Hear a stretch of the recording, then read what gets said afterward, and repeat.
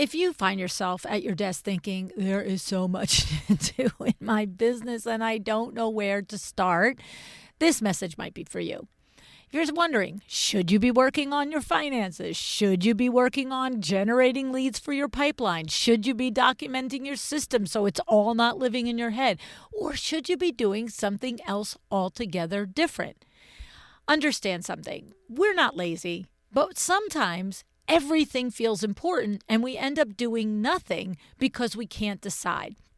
And that is exactly why I am hosting a live Zoom session on February 17th at 1 p.m. Eastern called Lou University Prereqs for Success. In this hour together, I'm going to walk you through the core areas of a well-run creative business. Okay, we're going to go through operations, finance, marketing, sales, and leadership. And as we walk through these different areas, you're going to say, oh, am I up to snuff here or do I have gaps? You're going to say, I feel pretty good here, or no, that's really a spot that I need to work on. And hopefully when you leave this Zoom, you'll have some idea of what your next smartest move should be. Likely, it might be that there's a Luann University course to help you take that next step, okay? If there is, great. If there isn't, yay you got some clarity, you're on with your day. So I would love to invite you to come to this Zoom. You go to luannigara.com/prereqs, PREREQS. The link will be in the show notes. And 2 attendees are going to win a free 5-week Lou University course, and every attendee that is there will get a special offer available only to you because you were there with me for this time. So if you're tired of spinning, overthinking, and wondering if you're working on the right thing, I'm hoping that this time together will give you the ideas of where you need to put your time and attention. So go to luannigara.com/prereqs, and I will see you on February 17th, 2026.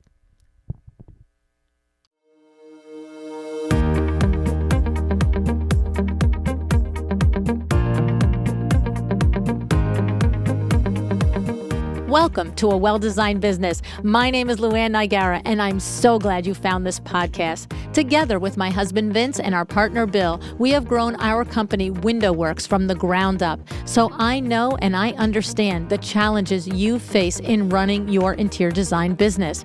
I also know that your talent alone isn't enough to ensure your success. So on this podcast, we talk about strategies and practical steps to help you grow your business. But make no mistake about it, we have our share of fun here too, mixed in with those aha moments that I love so much. This isn't fluff. Nobody has time for that. Whether you are a new interior designer or a seasoned designer, I am here to help you create and to manage the kind of interior design firm that you dream of. It's straight talk and it's action. Are you ready? Let's get started. Hi, welcome to A Well-Designed Business. Before we get into today's episode, I want to let you know that we're doing something a little different over the next several months. We're bringing back the most downloaded, the most talked about episodes from the last 9 years of A Well-Designed Business. These are the episodes that built businesses, that sparked aha moments, that turned you into an action taker. Now, if you're wondering why we're revisiting these episodes and what's changing with the show overall, well, I walk you through the full vision in our April 25th, 2025 episode titled The Big Shift, What's Changing on a Well-Designed Business and Why. That episode is linked for you in the show notes. Now, a quick heads up. These episodes are airing as they originally did. That means the music might sound familiar or it might be vintage. That means the event dates will definitely be out of date that I talk about. And it also means that any offers that are mentioned may or may not be valid still. But the insights, still golden. So whether it's your first time hearing this episode or your 5th time hearing it, there's something in this conversation for you right now in this season of your business. So here's the show. I hope you enjoy it. Hi, welcome to another episode of A Well-Designed Business. I'm very grateful to have you with me today. And on the show today, I also have Meryl Santopietro. Meryl is the founder of Meryl Santopietro Interiors, which was originally located in Rhode Island and is now based in New York City. She graduated as a fine arts major from the University of California at Berkeley and also completed certificate work at the Rhode Island School of Design. She is a member of A.S.I.D. and has won their Design and Excellence Award in 2013 from the New England chapter. Wait until you hear how Meryl Santopietro, after 20 years, reinvented her interior design firm. Just like two of my previous guests, Robin Lamonte and Leslie Myrick, Meryl set out to reestablish her firm in a new location. But this time, it was the Big Apple, New York City. And Meryl set her sights not only on simply earning work in New York City, but in working with top-tier clients in New York City. This is not easy for anyone to accomplish, let alone an outsider with no contacts and no network in the area. You don't want to miss this show. Hi, Meryl. Thank you for joining me on A Well-Designed Business today. Thanks, Luann. I'm so pleased that you invited me to join you. It's very exciting to be here with you. Yes. Today we're going to talk about your career. You have a nice long career that we're happy to share with everybody. Basically, you primarily live in Rhode Island, and most of the years of your career were spent in Rhode Island. But you made a decision several years ago to, put your stake in the claim of our island over here of Manhattan. And there are many things about your business that are interesting to me, and that is only one aspect of them. The other aspects of that, your daughters are in the business and that you have developed a product line. And we'll get to all of those. But first, I would love to explore the thought process to why you decided to sort of open up shop in Manhattan, and what you were thinking and what were the logic behind it and how you went about it. Would you mind sharing a little bit of that background with us, please? No, I'd love to. I'd love to. Well, 6 years ago, I decided that I recognize there's just so much opportunity in New York City, especially in the design world. I mean, there's just new buildings going up all the time. And I thought, I've had a lot of experience. Let me see if it's possible for me to, bring my business into Manhattan. And of course, I had the luxury I had two daughters living here in Manhattan at the time, so it just seemed to be this sort of natural transgression.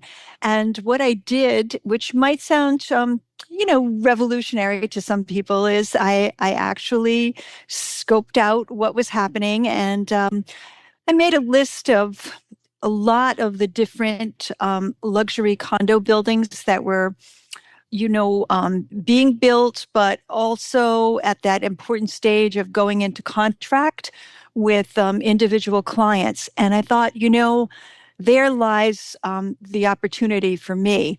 I would actually find many, many clients potentially in those types of buildings, because what's so unique about New York City is, yes, potential clients might buy apartments with a designer in tow, but because New York is a mecca for the world, you're going to have many international buyers, and they're not necessarily going to bring a designer with them, and they'd be looking for a designer, basically on site. So with that kind of knowledge, I put my portfolio under my arm, and I actually went out to many, many different buildings, and I introduced myself to, the concierge teams that were on site, introduced myself to the real estate office teams that were selling these condos. And it was through those series of introductions that I made and was able to share with these different people, my expertise, that I was beginning to be able to forge relationships with people in the buildings. And that's how I really built built my business. It's was, I had to put myself out there, take a chance, but it was well worth it. So, okay, so let's back up for a second. So, first of all, I love the idea that when you decide that you're going to start, when you decide you want to do projects in Manhattan, you do some market research, you search, you turn That's right. around, and okay, so we're talking about buildings that are being built, new construction, and the critical thing I heard you mention is that they need to be in contract phase. Is there? That's right. How do you know that? Is it apparent on the website? Is it something obvious that I've just not to have experience with, so I don't know it, or is there further investigative things that have to happen in that regard?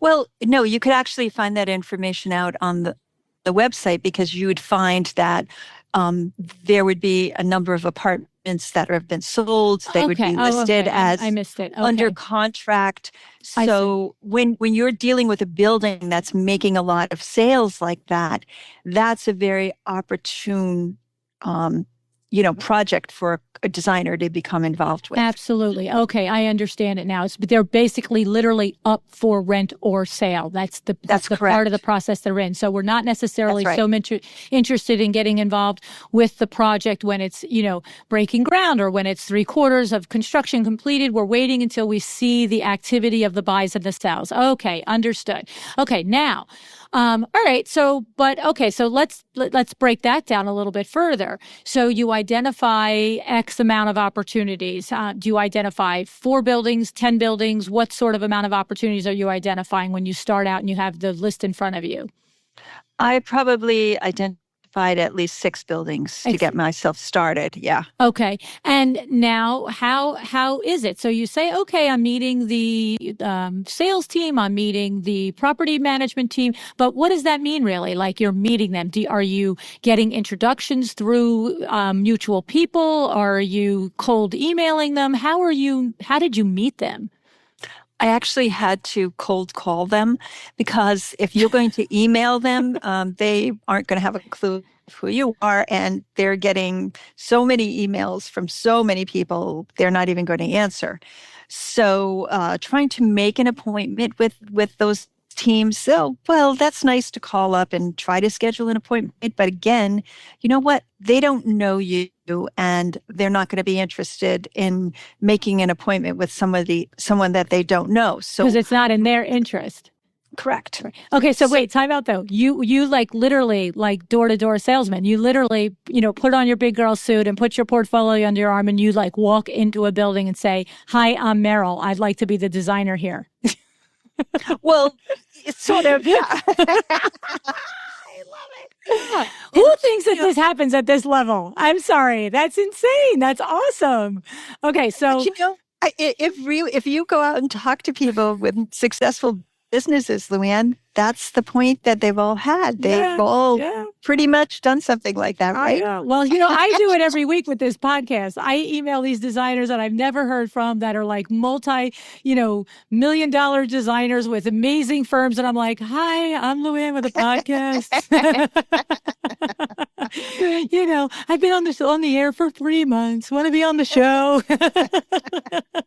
So I get that. I'm scrappy, but I don't picture you, Meryl. You're a sophisticated lady, like with a 20-year career. Like, I love that you just said, okay, step 1, going back to basics. You literally walk in. So how does that go for you? I mean, I have a thing in my business. It was like when I came up in sales, because that's my passion, that's my, my wheelhouse is sales, okay? And so I was reading books on sales from the time that I was 10 years old. So I always understood I'm going to hear 25 no's before I hear a yes. And if I get 5 no's in the 25, well, man alive, I'm just having, a happy dance happen, but I'm prepared for 25. So when you have these 6 in front of you, what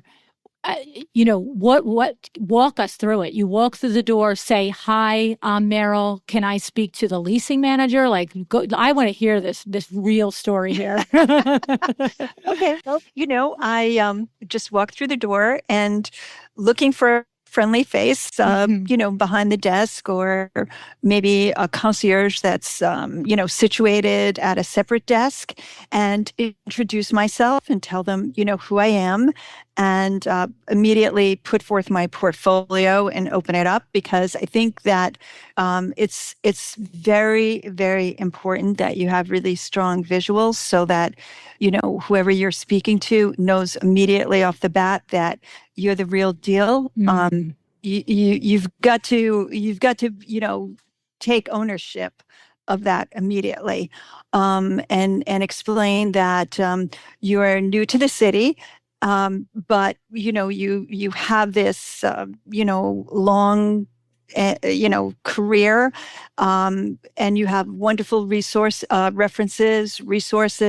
everything that's needed to reestablish yourself. And you'd love to just talk to them about the type of clients that are there in the building, what kind of needs they might have, how you might be able to help their teams that are in the building, make things easier, faster, quicker, better for those clients that are moving in. And that's really what it takes. It takes you have to be a little bit vulnerable. You have to be honest, and you have to be a person who's really able to deliver. Yeah, because I'm hearing that because if you are a fairly new designer, because let's just clarify something. We're talking about apartments that are going for sale probably in the multiple millions. We're not talking about 100,000, 200. Well, I don't even think that exists in Manhattan, but I mean, I'm just saying, I think it does either. If you want the water closet, you could have it for $100,000. but I mean, but even within New York City, there are levels of apartment buildings. And what I understand from your portfolio and from your work is that you are doing those multiple $1 million residents, the 5, 10, 15, $20 million residences. So what you're explaining to us is that you can have all of the nerve in the world to walk in and cold call a concierge and a real estate team at a building. But if you don't also then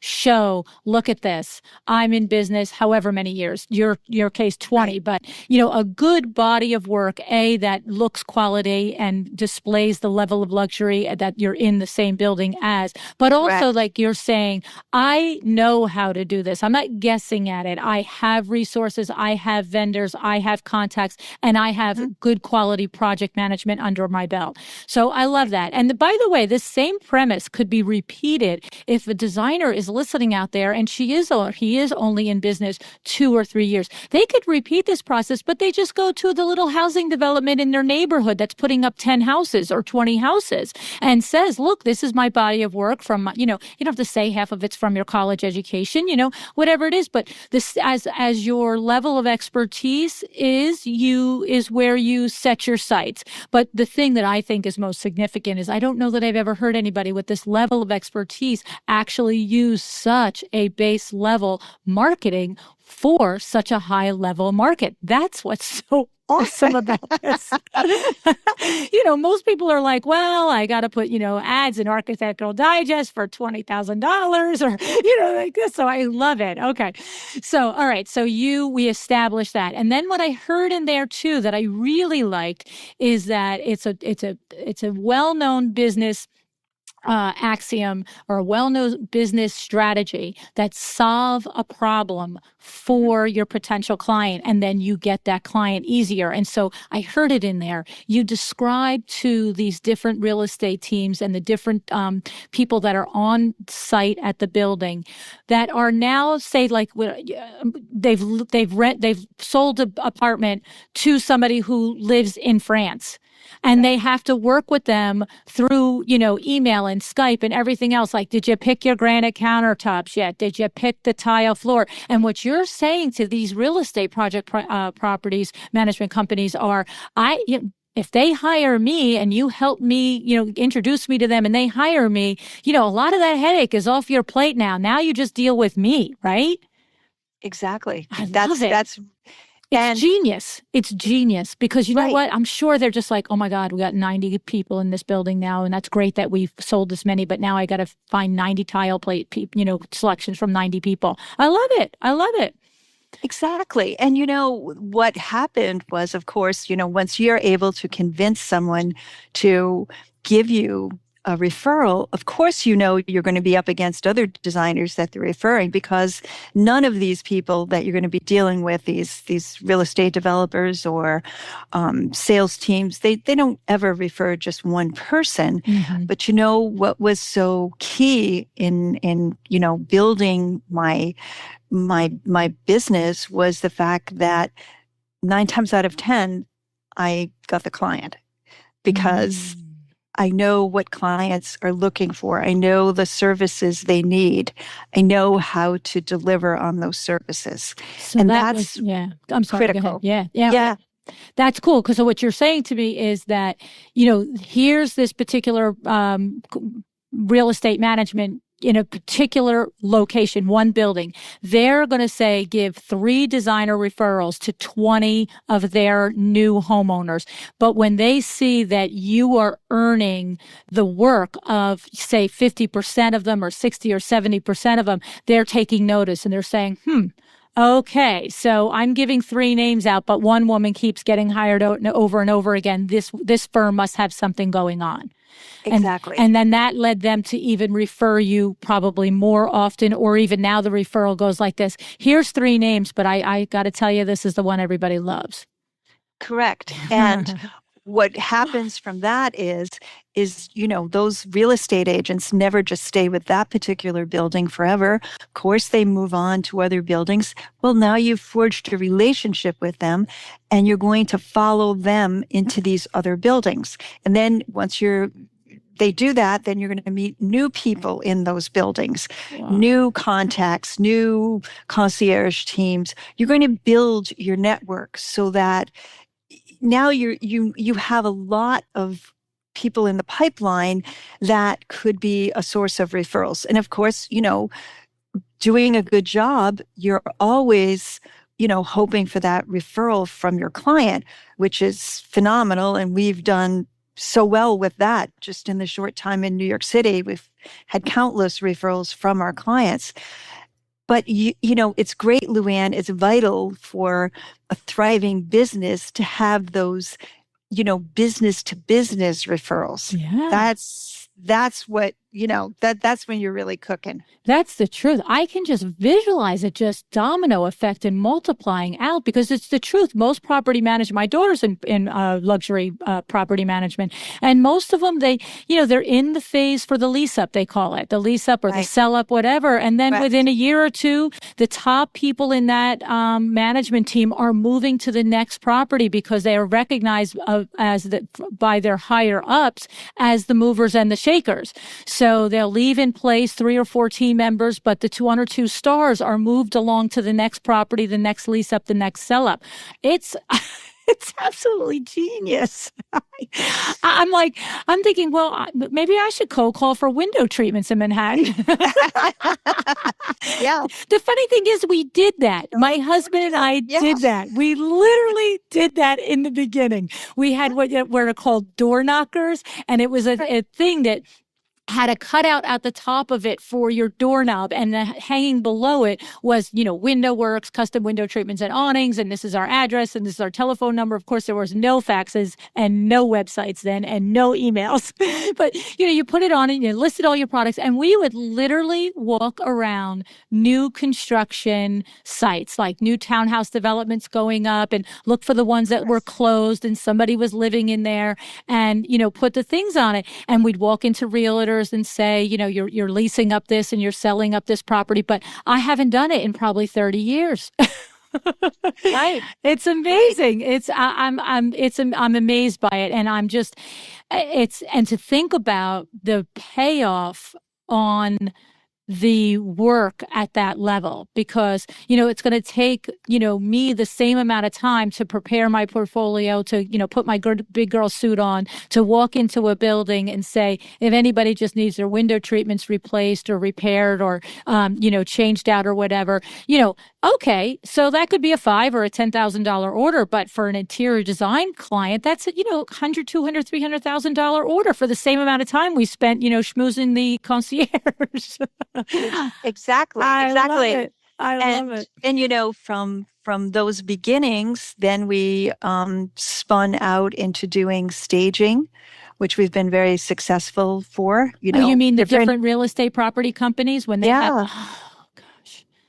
yeah. Okay. We actually staged um, a really great one-bedroom loft at the printing house, and that was a particular line of apartments that they were having a hard time selling. So they asked us to stage it because we had actually, had a number of clients in the building, so they were pretty familiar with us. And so, lo and behold, it was a full-page ad in the New York Times, and then they were able to sell out from that, from our staging, from that photograph, from that article. They sold out that whole line. Oh my So, goodness. yeah, That's amazing. That's awesome. And you know what? Loft staging and loft design is not easy. I mean, right. that's a whole different animal to design for. And when you do it well and effectively and it sells out a building, that's amazing. That's Right. great. So I got a picture that this not only multiplies. So we've identified how it multiplies within one building. Okay. So if one building has got, whether it's got 20 units or it's got 300 units, you have all of that opportunity within one building. Then we've identified that when the management team from that building is transferred to a new property, we've got that now is a warm sale rather than a cold sale, and they're going to refer you and have that potential. But then the obvious also is that these are by and by, whether they're interstate clients, international clients, or, just clients that have, now maybe their primary residence is Manhattan, but they've got the big house in, Amagansett. So these are people that usually have more than one dwelling. So you're probably also multiplying the business out from within the actual clients, right? Absolutely, because one client we've done 3 apartments for him in Manhattan, and now we're going to be working on a project with him in London and another one in Miami. We have another client that we've done their apartment here in New York, and we're working with this very talented architect and building a vacation home for them in New Jersey. So we have many stories like that. It is just a gift that keeps giving. Yeah. I mean, it's really, what? So I guess, I don't know. Maybe people aren't as amazed as I am. I am amazed because like I said, I really do come from this sales background. I mean, I used to sell knives and dishes and paintings and pictures out of the trunk of my car in Philly when I was 17 years old. So I am that girl. I know. And Right. so Well, just to put it on such a level with such a high ROI is just so awesome. Well, right. It's just, it's really the power of, okay, are you really passionate about what you do? Do you really believe in it? Okay, if you really believe in what you're capable of doing, bringing design to New York, working within this city, and knowing that, as many designers as there are here in New York, gosh, there's always room for more. Yeah. Okay. So it's really carrying that belief through to the conviction of, okay, let me put myself out there. And you know what? If I get a no, okay, so what? I believe this can work, and you just need to fortify yourself and stay with it until you click, and it will happen. Yeah, it's the truth. It will happen. Yeah. And it's really funny, Luann, because I actually have 2 clients that are graduates of Harvard Business School, and they actually love this story because they said they don't even get there in business school and teaching you anything like what you've done and what you're It's like able old to school do. tactic. It's like old school. Right. I love it. It's like like I said, I did it and I don't even remember to do it anymore. Right. Right. Well, It's you don't need to. You don't need yeah, to. So yeah. But it's exciting. You see, that's so funny that you just said that you don't need to. And you're actually absolutely right. We have a multi-million-dollar business that, the phone rings every day. Thank the universe that it does. And I have referral customers and clients like every single day. I mean, probably 70% of our clients right now are referral clients. Either they themselves or their friends, family, kids, God forbid, and grandchildren, for crying out loud. That's how long I'm doing this. But the thing is, I'm listening to your story, and the at my soul salesperson is like, I just want to go do this. I'm like, I wonder if I could, what if I tried it? Because it's like, you're right, I don't need to do it, but I get so juiced up about this sort of thing, Oh my God, I'm so impressed. And you know what? And it's, as you said, that last little bit that you talked about, it's believing in yourself and knowing that, you personally made a decision that you wanted to establish the business in New York City. I'm sure it was so that you could have more time together with your daughters, and not always Absolutely. be 3 states away or whatever it is. And you just went, instead of wishing for it and saying, well, I wish I was in New York, and, maybe, having lunch with some ladies and giving them your business card. No, they're like, no way, I'm making a business here.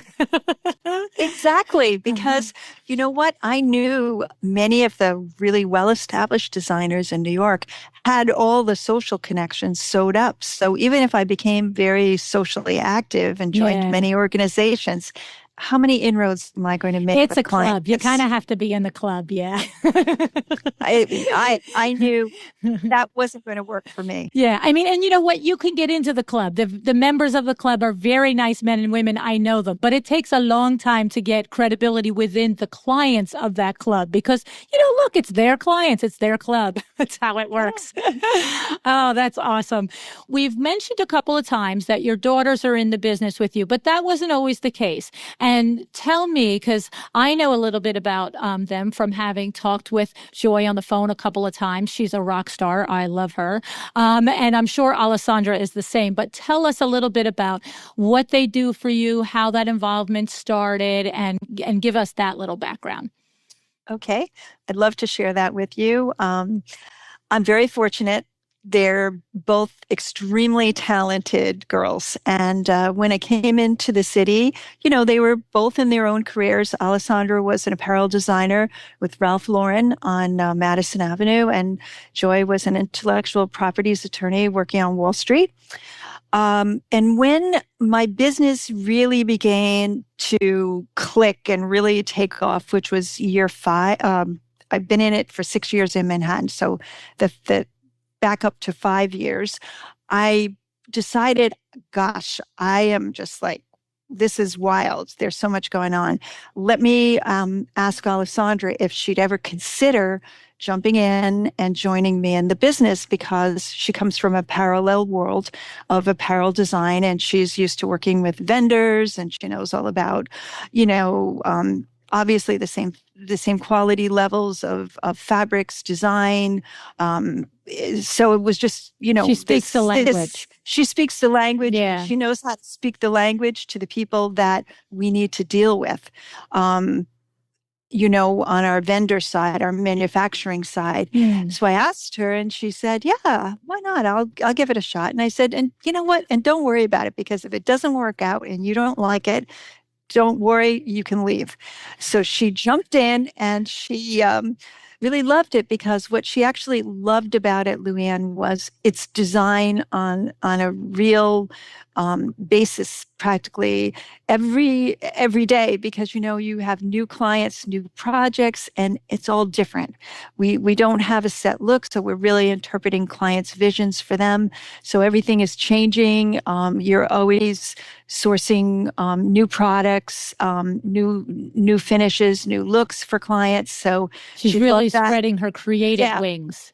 Right? Exactly. It sounds like that's what makes her excited. She's everything like we're in working for one line of apparel or something. That line has a look and it's just like a different color, same look. But here you're creating completely new events, new places, new things for people every day. Exactly. Yeah, and she likes that. Yes. And then what was so interesting is, of course, the clients that we are coming in contact with in New York City are pretty exciting people. I mean, we've we're working with clients that are the top in their field of business, fashion, sports. So it's all interesting, fun, exciting, hard work, a lot of detail, and things keep rolling. And boy, we realized, Alessandra and I thought, gosh, this is really getting really, really hectic. We're good at this and we're busy. We're good, we're busy, but there's a lot of details here. We could use another set of hands, but we need somebody who has different attributes to bring to the table. And so we looked at each other and we said, yeah, maybe we should ask Joy if she wants to join us. I got somebody in mind. With her, experience, being an attorney. So she understands client relationships. She knows how to put contracts together. She knows how to, manage those funds, do all of that financial stuff. All the businessy side, right? Which is really important. And then she's positively amazing with clients. They all love her and love dealing with her. So her project management skills are wonderful. So we asked her, and she thought about it, and she thought, yeah, it sounds great. And I said, with the caveat, I said, I know you're newly married and you're probably going to want to start a family. And it's kind of a great, to be in this sort of business, have your own business, make your own hours. It gives you that flexibility that you'd never have if you stay on Wall Street. Right. Because they own you there. Right.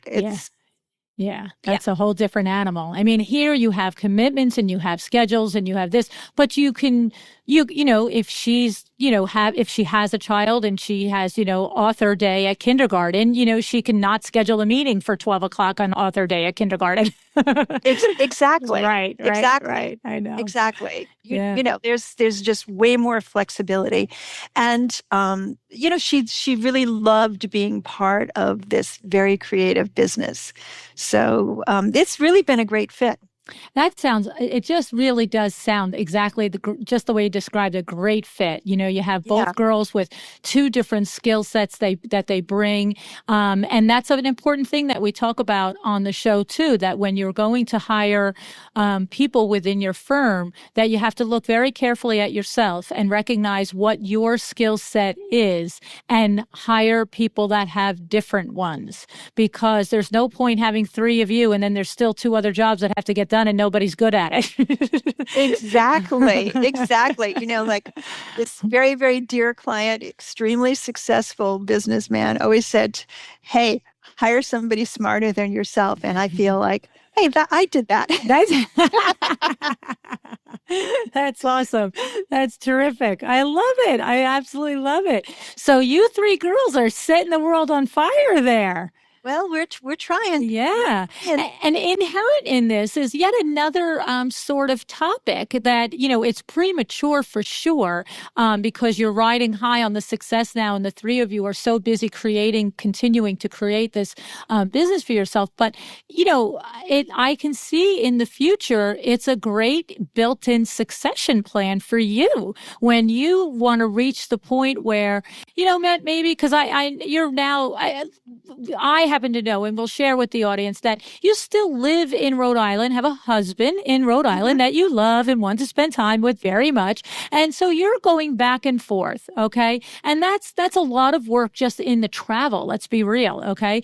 But it sounds like to me that you've also, in addition to bringing two smart people into your business with skill sets that are different from yours but complement yours, you've also set up a built-in succession plan for yourself, because there's bound to be a point in time where what I always look for in my life, I look to the future and I think, well, in 10 years, I certainly still want to be working, but do I want to work the 60 hours that I work? Probably not. It'd be swell to work 40 or 30. But if you don't have a succession plan in place, then you cannot reduce your hours and still keep your business going. But you've got it built in. Do you think about that? Is that something that the three of you discuss?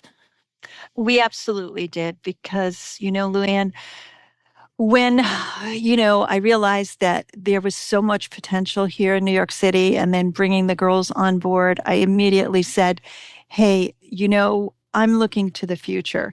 This is really going to be about your business.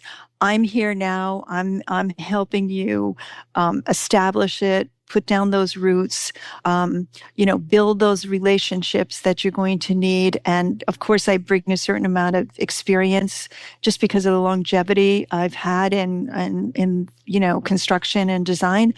But I said, we have to think about this, and this is why you have to decide, are you fully vested in this business, because it's really going to be your business. Because I don't need to be here all the time. I need to be here a couple of days a week, and I don't need to be here with every project, every meeting. It's not necessary, because you two are just taken off so well. And they're more than capable. Yeah. And more than capable. And, when I go into buildings and nobody even knows who I am. You love that, right? I actually love it. And I think, know. okay, great. I know. I love it too. My name's on the door, but nobody knows me. It's the truth. I have Kim that works for me, and she's been working for me probably about 8 years now, and she is just a rock star too. And she's a designer, and I've been teaching her for all these years how to be me and to do what I do. And every single month that goes by, there's more and more emails and questions on projects that I'm like, I don't know anything about that project. I'm like, yes, because that's it. And look, she spent, I think, almost 3.5 full years with me side by side in my car, going to every single meeting I had with a designer, with a client, with a vendor, every single one for 3.5 years. My husband, after about a year, was like, what's the deal now? Kick her out of the nest. I'm like, we're really making sure she knows the Window Works values, the Window Works philosophies, and that our clients, our loyal 30 plus years of clients, know that she represents us exactly the way we look at this business. And she's there now. She's got it. And that's the same as you're saying with your daughters. It's like you're working side by side with them now. And but as each year goes by, there's less that you need to do, because they've learned from you exactly how to run a profitable, well-run business.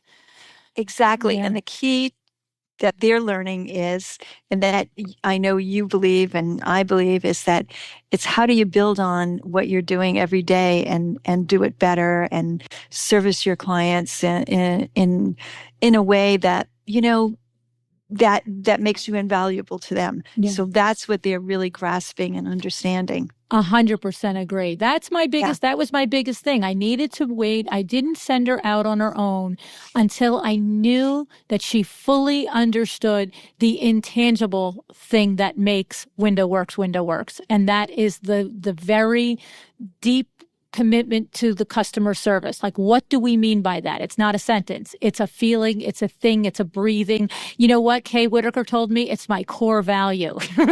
She was a guest a few weeks back, and she's like, Luann, that's your core value. I'm like, I love that.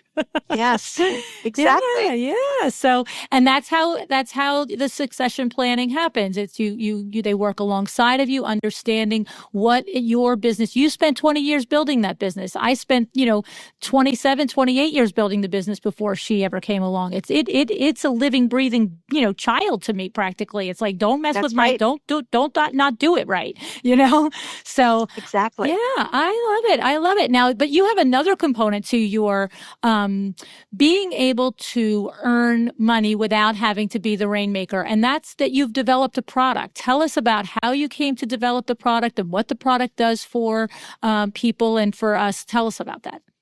Oh, thanks so much. Yeah, I was very excited because once, we were all a team here, I had this idea about products, really great products to service my clients' needs.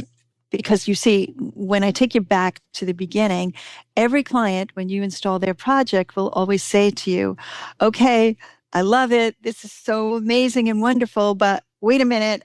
How do we keep it all together? Yeah. How do we make sure this doesn't deteriorate? How do we avoid, problems with stains and all those life issues, right? Yeah, So they've spent lots of money on their it, furnishings and their surfaces, and they want to know how to keep it clean and well maintained, right? exactly. And the one thing that I knew was, in the marketplace today, there really isn't anything that really meets the standards of our design standards, and that means that we know more about the makeup of fabrics and what happens to fabrics when you use harsh chemicals, the bleaching, the fraying, the deterioration of the weave. We understand that, and we understand finishes, fine finishes on wood, or even with stainless. People love stainless, but it can be really hard to maintain. So I had this idea, Luann, and I'd been thinking about it for a long time. And, once the girls were fully on board here with me working together in New York City, I said, gee, I have this idea about these products. What do you think? And they immediately thought, okay, yeah, let's kind of like kick this idea around. And Alessandra was able to do the packaging and labeling, create those concepts for us, which are quite unique and beautiful, from her experience at Ralph Lauren, because she really understood the brand experience. So she really brought us into that. And then Joy, with her experience, was actually able to put together a business plan and find a chemist that we could work with and develop our products. And she was actually able to secure that initial angel funding that we needed to get ourselves off the ground. So Wow.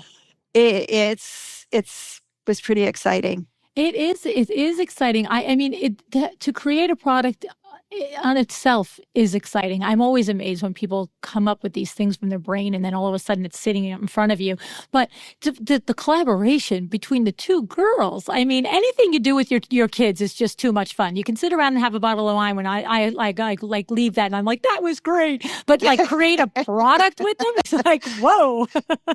I know, and now we're taking it to that next level. We've had it out there. We're in small boutiques and stores, and we're in Gracious Home. There are 3 Oh, locations in New York City, and then we're in different design boutiques in the United States and in Canada.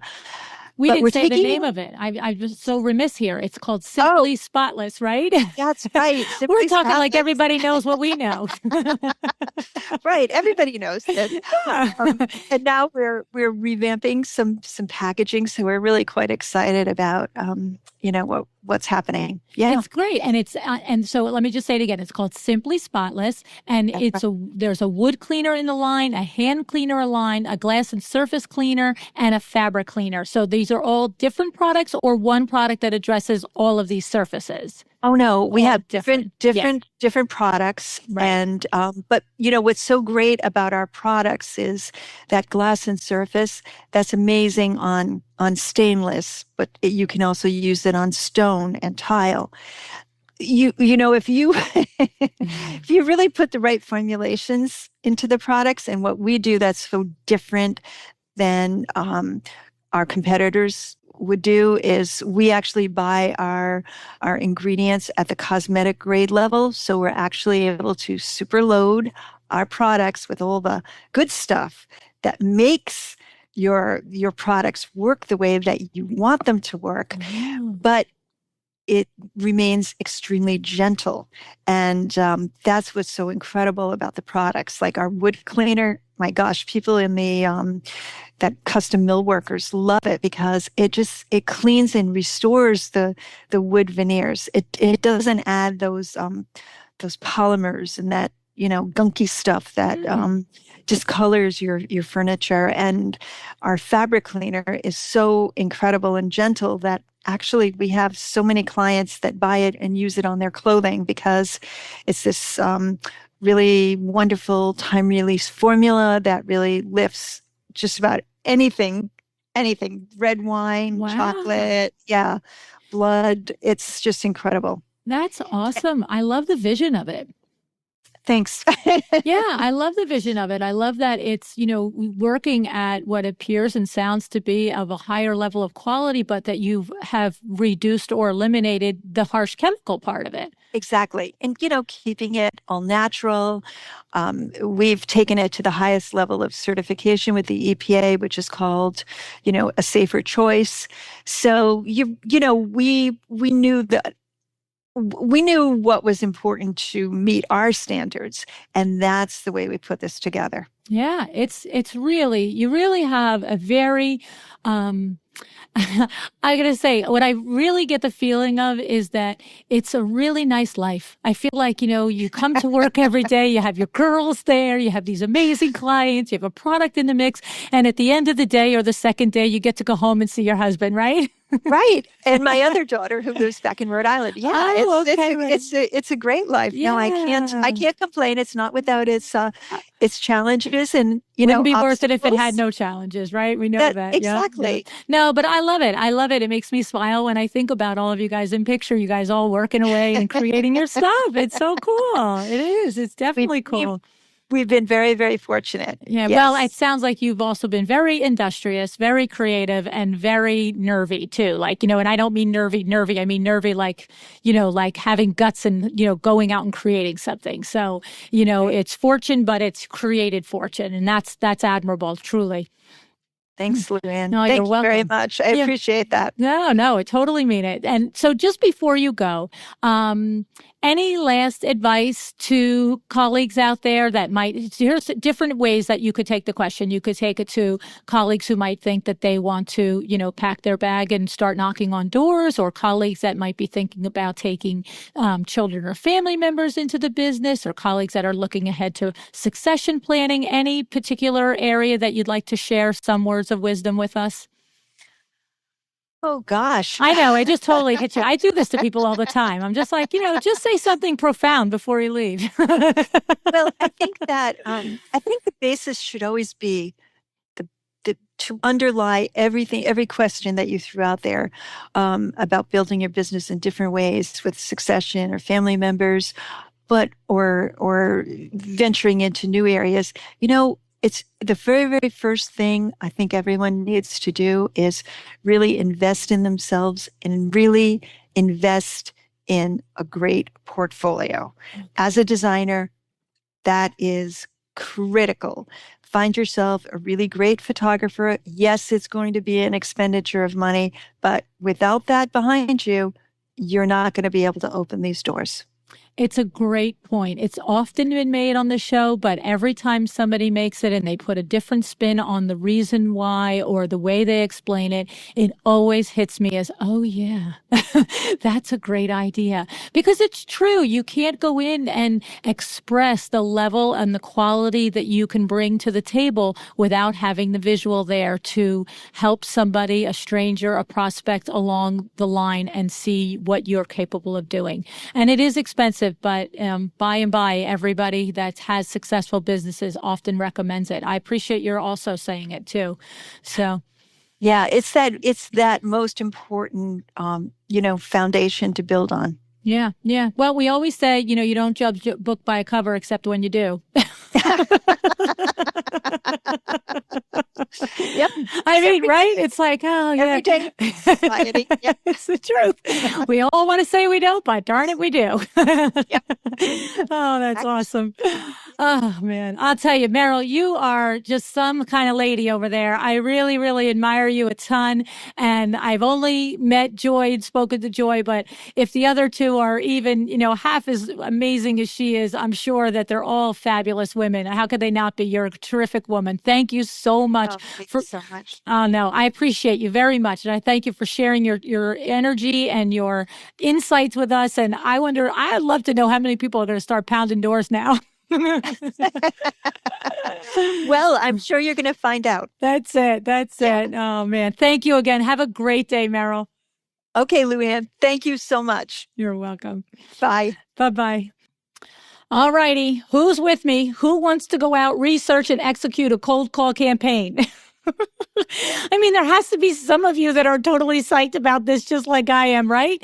I mean, I hope you're not out there thinking, no, not me. I couldn't do that. Of course you can. And I don't care if you're in the smallest town in South Dakota or in a big city like New York or San Francisco. The principles are the same. Identify your target client. For Meryl, that was the high-end luxury market. For you, it might be the same, or it could be a 55+ community that was recently built in your area for empty nesters.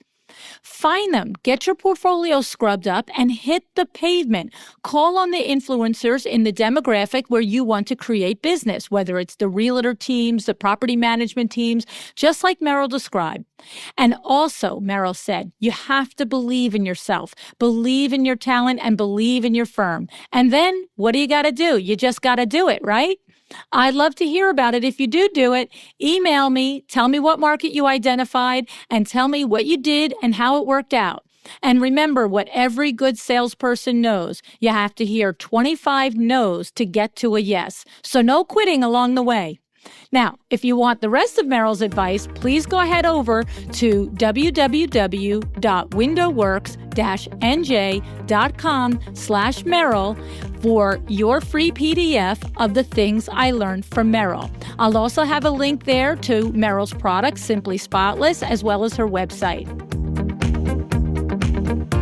Thank you so much for joining me again today. This podcast is a production of WindowWorks, your resource for custom window treatments and awnings. To learn how we can help you on your next interior design project, go to www.windowworks-nj.com. And if you're interested in working with me on your business, either through masterminds or one-on-one coaching, or you want to know how to get my book, The Making of a Well-Designed Business, or you just want to know what's going on in the podcast land and where I'm going to be, all of that is found at luannigara.com. Thank you so much. Have an excellent day.